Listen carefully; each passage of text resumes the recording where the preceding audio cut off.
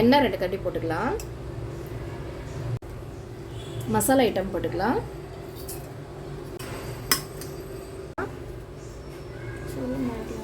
வெங்காயம் போட்டுக்கலாம். வதங்குந்தமே சின்ன வெங்காயம் கொஞ்சம் வச்சுருக்கேன். சின்ன வெங்காயம் கொஞ்சம், பூண்டு கொஞ்சம் போட்டுக்கலாம். வதக்கி விட்டுக்கலாம். இஞ்சி போட்டு பேஸ்ட் போட்டுக்கலாம்.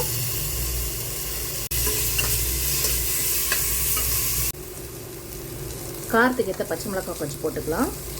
கூடவே கொத்தமல்லி, கருவேப்பிலை, புதினா போட்டுக்கலாம். தக்காளி 2 போட்டுக்கலாம். ஒரு தக்காளி போட்டு வதக்கிக்கலாம். இதா கூடயே 100 கிராம் மட்டன் கைமா அதை போட்டுக்கலாம். நல்லா வதக்கி விட்டுக்கலாம். க்ளீனாக வதங்கி வந்துடுச்சு. இதில் பார்த்தீங்கன்னா மஞ்சத்தூள், கரம் மசாலா, குழம்பு மிளகாய்த்தூள், 1/2 ஸ்பூன் வெறும் மிளகாய்த்தூள், 1 ஸ்பூன் தனியாத்தூள், தேவையான அளவு உப்பு.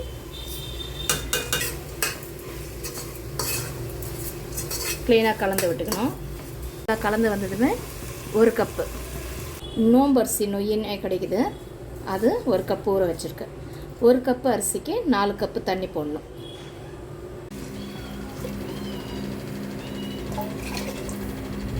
நல்லா கொதி வந்துருச்சு.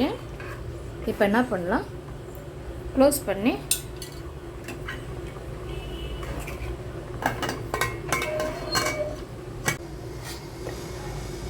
ஒரு 5 நிமிஷம் வேக விட்டுக்கலாம். ஒரு 3 விசில் வரட்டும். சரியா? ஓகே, இது ஒரு 10 மினிட்ஸ் ஆயிடுச்சு. ஆஃப் பண்ணிடலாம். பாயில்ட் எக் ஃப்ரை பண்ண போகிறோம். இது கொஞ்சம் எண்ணெய் கொஞ்சம் தாராளமாக ஊற்றிட்டா நல்லாயிருக்கும்.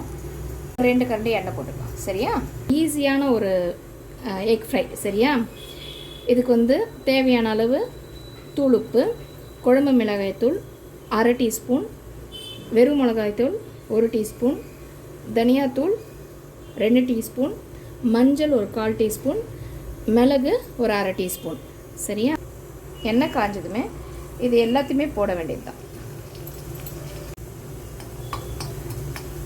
நல்லா அந்த பச்சை வாசனை போனதுமே, நல்லா இப்போ பச்சை வாசனை போயிட்டு மசாலாலாம் ஃப்ரை ஆகிடுச்சு இல்லையா? இப்போ அவிச்சு வச்ச முட்டையை இந்த மாதிரி பாதியாக கட் பண்ணி போடணும். இது பார்த்தீங்கன்னா வெறும் பருப்பு சாம்பார், ரசம் சாதம், அதுக்கப்புறம் இந்த மாதிரி கஞ்சி, அதுக்கெல்லாம் பார்த்தீங்கன்னா ரொம்ப ரொம்ப ரொம்ப ரொம்ப சூப்பரான ஒரு சைட் டிஷ். உங்கள் யாருக்கெல்லாம் இந்த மாதிரி ஒரு சைட் டிஷ் சாம்பார் சாதம், ரச சாதத்துக்கு பிடிக்கும்ன்றதை கமெண்ட்டில் சொல்லுங்கள்.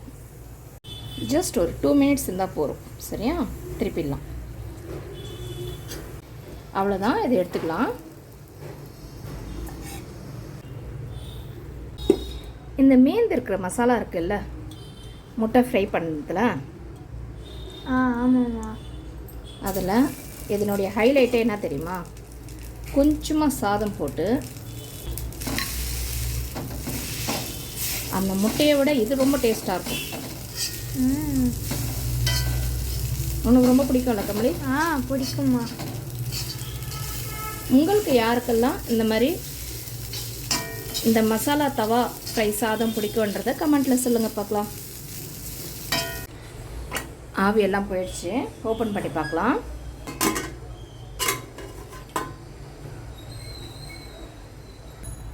சூப்பராக வெந்திருக்குது. ஓகேவா? ஓகே. இப்போ இதில் கொஞ்சம் அரைச்ச தேங்காய், சோம்பு போட்டுக்கலாம். சரியா? நல்லா சூப்பராக வந்துடுச்சு. சரியா? ஓகே. பாரு, இது ரொம்ப கொதி விட வேணாம். சரியா? ஓகேம்மா. லேசாக கொஞ்சோண்டு லெமன் போட்டுக்கலாம். கொத்தமல்லி. ஓகே. சூப்பரான இந்த நோம்பு கஞ்சி ரெடி ஆயிடுச்சு. சரியா? ஓகே. இது இந்த ரம்ஜான் முஸ்லீம் சாப்பிடுவாங்கல்ல, இந்த நோம்பு கஞ்சி சொல்லுவாங்கள்ல, இதுதான் அது. நல்லா சத்தானதும் கூட, நல்ல ஒரு ஹெல்த்தியான கஞ்சியும் கூட. சரியா? ஓகே. நல்லா மணமாக இருக்குதுல்ல? ஆமாம்மா. இதாக கூட நம்ம பரட்டி வச்சோம்ல ம் அந்த சாதம் போதுமா? ஓகே போதும்மா. இது கூட தொட்டுக்க ஃப்ரை பண்ண எங்க எக். சரியா? ம் கொஞ்சம் காராபூந்தி. ம் ஓகேவா? ஓகே.